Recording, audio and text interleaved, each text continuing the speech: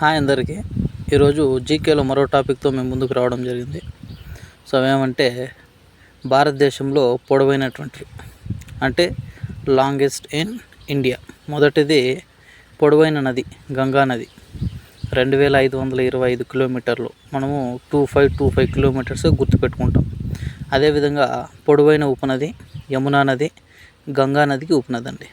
అదేవిధంగా పొడవైన సముద్ర తీరరేఖ కలిగినటువంటి రాష్ట్రం గుజరాత్ 1214.7 కిలోమీటర్లు.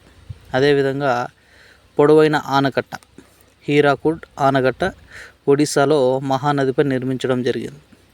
పొడవైనటువంటి జాతీయ రహదారి NH-44 శ్రీనగర్ టు కన్యాకుమారి. పొడవైన సముద్రపు వంతెన అటల్ సేతు వంతెన అండి, మహారాష్ట్రలో 21.8 కిలోమీటర్లు ఉంది. అదేవిధంగా పొడవైన నది వంతెన బుఫెన్ అరిజాకా సేతు ధోలా సదియా నదుల మధ్య నిర్మించడం జరిగింది. సో అస్సాంలో అండి 9.15 కిలోమీటర్లు. అదేవిధంగా పొడవైన రైల్వే ప్లాట్ఫామ్ హుబ్లీ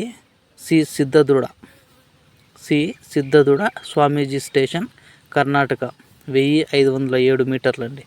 అదేవిధంగా పొడవైన కాలువ ఇందిరాగాంధీ కాలువ రాజస్థాన్లో ఉంది, మనకి తెలిసిన విషయమే. అదేవిధంగా పొడవైనటువంటి హైవే టన్నల్ అటల్ టన్నల్ అండి, హిమాచల్ ప్రదేశ్ 9.02 కిలోమీటర్లు పొడవు ఉందండి. సో ఇది ఈ రోజుకి సంబంధించినటువంటి లార్జెస్ట్ ఇన్ ఇండియా అంటే భారతదేశంలో అత్యంత పొడవైనవి అన్నమాట. సో ప్లీజ్ ఛానల్ని సపోర్ట్ చేయండి, లైక్ చేయండి, అదేవిధంగా సబ్స్క్రైబ్ చేసుకోండి.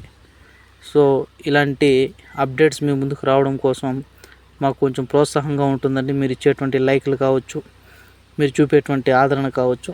కాబట్టి ఛానల్ని సపోర్ట్ చేస్తే ఇలాంటి ఎన్నెన్నో మంచి వీడియోలతోటి మీ ముందుకు రావడం జరుగుతుంది.